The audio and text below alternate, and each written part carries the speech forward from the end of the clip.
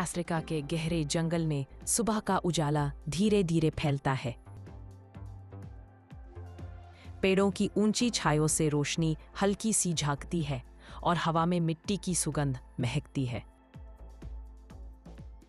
जंगल की खामोशी गहरी और गहरी होती जाती है, जैसे धरती खुद सांस रोककर किसी नई कहानी का इंतजार कर रही हो।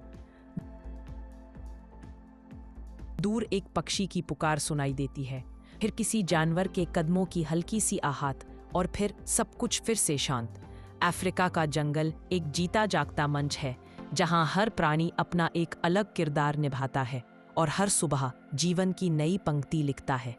यही जंगल हमें बताता है कि प्रकृति में हर रूप का एक अपना ही महत्व होता है। अब हम बढ़ते हैं पानी की अनोखी दुनिया की तरफ।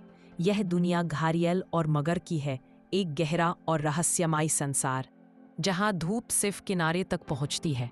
नदी का पानी शांत बहता है, ऊपर चमकती रोशनी और नीचे गहरा अंधेरा दोनों अपनी जगह ठहरे होते हैं। नदी का पानी शांत बहता है, ऊपर चमकती रोशनी और नीचे गहरा अंधेरा दोनों अपनी जगह ठहरे होते हैं।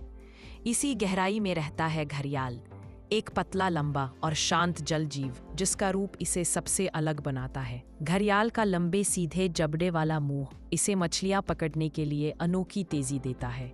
भारत की नदियों में यह प्राणी अक्सर धूप में चुपचाप पड़ा रहता है, जैसे नदी के बहती भार को ध्यान लगाकर देख रहा हो। दूसरी तरफ है मगर यानी क्रोकोडाइल। इसका स्वभाव घड़ियाल से बिल्कुल अलग रहता है। ये पानी का एक भयंकर शिकारी माना जाता है। मगर का शरीर मोटा, मजबूत और एक छुपी हुई ताकत से भरा होता है। इसकी आंखें पानी की सतह पर ठहरी रहती हैं और पूरा शरीर नीचे छुप जाता है। शिकार के पास आते ही मगर एक पल में अपना पूरा जोर लगाकर हमला करता है। इसके जबड़े की पकड़ इतनी मजबूत होती है कि एक बार बंद हो जाए तो खुलना लगभग असंभव होता है। घड़ियाल और मगर दोनों एक ही नदी के प्राणी हैं,